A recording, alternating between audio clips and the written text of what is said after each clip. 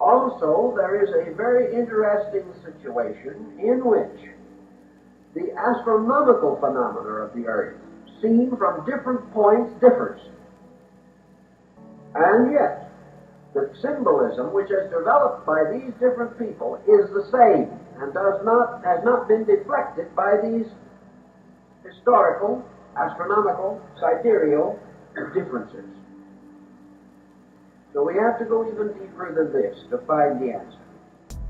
And the only answer that we seem to be able to locate is that man's solar system is a cell, it is a structure, it is a witness to law.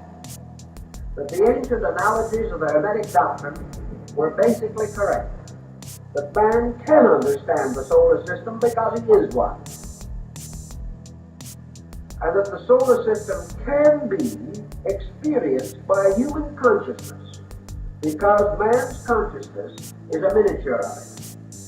And therefore, that man has within his own awareness that which is analogous to everything outside of himself. Thus, through the study of his own nature, he can come to grasp the laws by means of which universal motions and energies are maintained. Thus, he can experience a structure vaster than himself, because the pattern is identical. The difference is quantitative, but the qualitative factor is the same. And Pythagoras pointed out in his mathematical studies that when quantities differ sufficiently, we suspect the difference of qualities, but this is not true. But that quantitative differences obscure qualitative identities. But actually, qualitative identity always exists. Thus, man, by extrasensory perception, as we call it today, or by intuitive knowledge, possessed prior to the obscuration of consciousness by sensory development, might have been able to archetypally know all things and name them according to their true natures. Then when he finally went to sleep in objectivity, these subjective things passed backward into a kind of dream state. Then your religious mysteries and your great mystical institutions and your ancient ceremonial rites came into existence, and they were rites of dreams. They were created to artificially force man away from the objective focal awareness to which he had become addicted. The ancient priesthoods worked with trances. They even used narcotic drugs. As the American Indian mystics did, they used fumigations.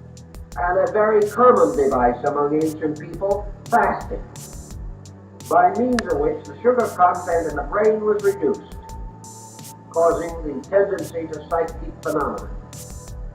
But all of these things that were done, like the reveries of the psychological analysis, were disciplined efforts set up by religion and philosophy to release the preconscious state of man's knowing through initiation, through ceremonies and rites, so that man could again attain the availability of the true knowing locked behind false knowing.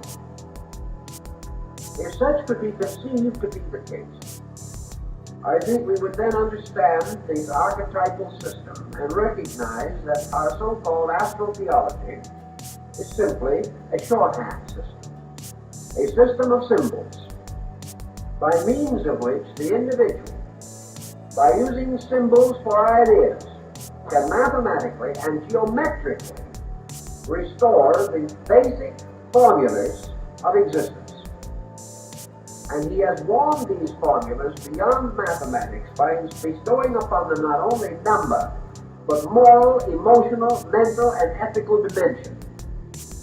Conveniently doing this by creating divine beings to symbolize number.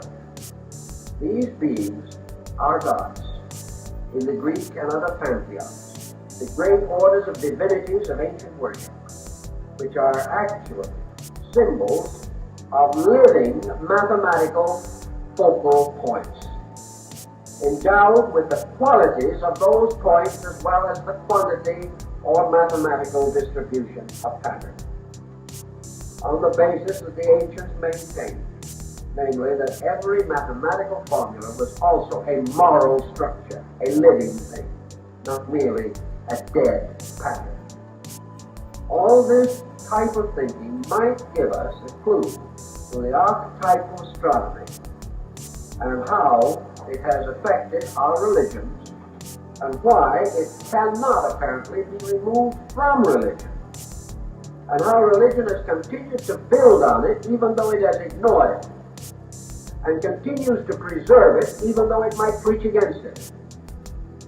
And so denying these things in many instances, religious and philosophical systems continue to use them, never for a moment intending to stop using them. Because the pattern, the circumstance requires this formula, although we do not like to acknowledge where it came from.